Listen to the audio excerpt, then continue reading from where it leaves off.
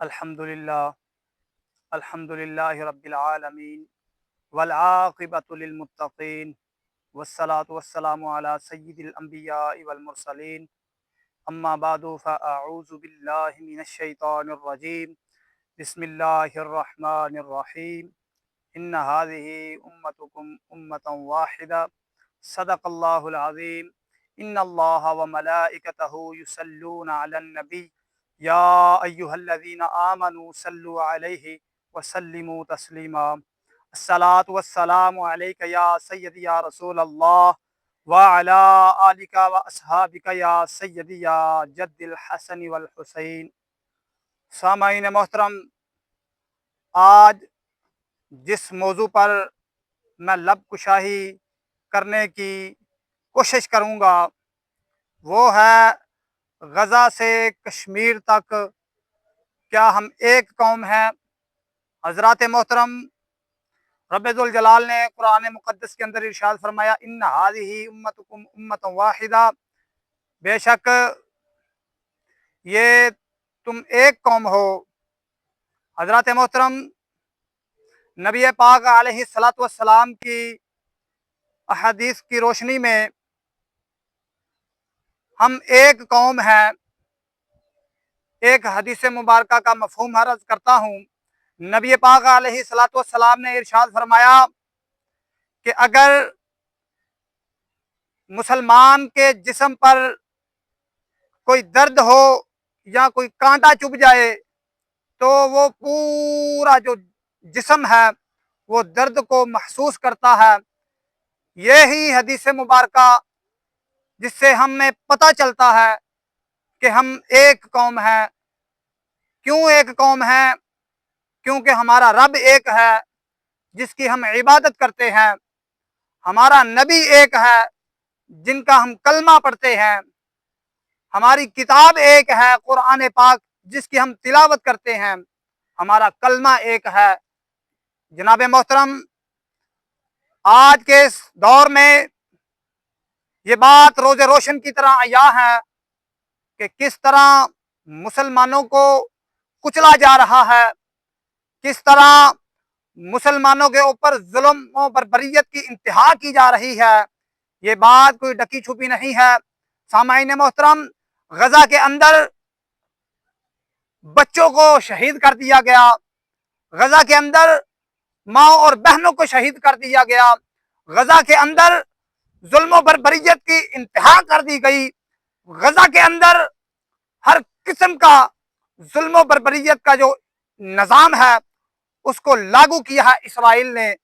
اسرائیل وہ بدبخت ملک ہے جو بہت دعوے کرتا ہے انسانیت کے، احساس انسانیت کے، جو بہت بڑا دعوے دار بنتا ہے، بہت بڑا علمدار بنتا ہے، لیکن اس بے غیرت کو اتنی غیرت نہیں ہے کہ وہ کس طرح معصوم اور بے گناہ لوگوں کا قتل عام کر رہا ہے، کس طرح غزہ کے اندر بھوک اور پیاس سے بچے بل بلا رہے ہیں، کس طرح نوجوانوں کو شہید کیا جا رہا ہے، کس طرح مسلمانوں کی نسل کشی کی جا رہی ہے۔ حضرات محترم، کہاں ہیں ہمارے مسلمان؟ کہاں ہیں ہماری حکمران؟ کہاں ہیں ہمارے 57 ممالک؟ میں پوچھنا چاہتا ہوں سامعین محترم، یہ اسرائیل کو اتنی جو ہے وہ طاقت کس نے دے دی؟ یہ حضرات محترم ہمیں سوچنے کی ضرورت ہے، ہمیں سمجھنے کی ضرورت ہے، ہمیں غور و فکر کرنے کی ضرورت ہے۔ اسرائیل کو ہم نے مضبوط کیا ہے، اسرائیل کو ہم لوگوں نے ہی مضبوط کیا ہے معاشی لحاظ سے۔ آج ہر جگہ پر اسرائیل کی پروڈکٹس جو ہے وہ ہم کھا رہے ہیں، پی رہے ہیں، وہ بیچ رہے ہیں، ہم کمائی کر رہے ہیں حضرات محترم، لیکن ہمیں غزہ کے، فلسطین کے، شام کے، یمن کے مسلمانوں کی کوئی فکر نہیں ہے، ہمیں کشمیر کے مسلمانوں کی کوئی فکر نہیں ہے۔ حضرات محترم، میری یہ گزارش ہے 57 ممالک کے سربراہان سے کہ وہ اجلاس جو ہے وہ اکٹھا کریں، وہ بیٹھیں مل کر اور اس کے اوپر پلان بنائیں کہ کس طرح اسرائیل بدبخت کو جو ہے وہ منہ توڑ جواب دینا ہے، کس طرح ہم نے اپنے مسلمانوں کی جو ہے وہ حفاظت کرنی ہے۔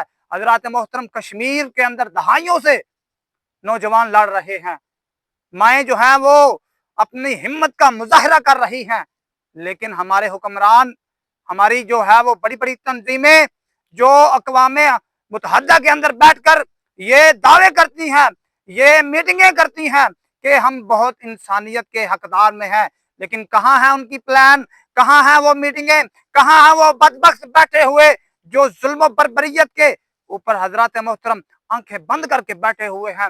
और दूसरा मेरा ये पैगाम उन लोगों के लिए है जो लोग जिनके बड़े बड़े चैनल हैं, जिनके बड़े बड़े प्लेटफॉर्म हैं, हजरत मोहतरम जिनके बड़े बड़े यूट्यूबर के ऊपर जो है वो सब्सक्राइबर हैं, मिलियन के अंदर बड़े फॉलोवर हैं उनके, जो लोग व्लॉग बनाते हैं, मेरा पैगाम उन तक पहुंचा दें कि हजरत मोहतरम ये 4 दिन की जिंदगी है, ये 4 दिन का जीना है, उसके बाद मौत है, फिर कब्र के अंदर जो है वो डेरा है। हजरत मोहतरम जरा होश के नाखून लें, गजा के लिए आवाज उठाएं, यमन के लिए आवाज उठाएं, बर्मा के लिए आवाज उठाएं, कश्मीरियों के लिए आवाज उठाएं। लोग कमाई के लिए अपने जो है अपने आप की कमाई के लिए अपने चैनल को प्रमोट कर रहे हैं, बगैरती को नहीं देखते, बगैरती को प्रमोट करी जा रहे हैं।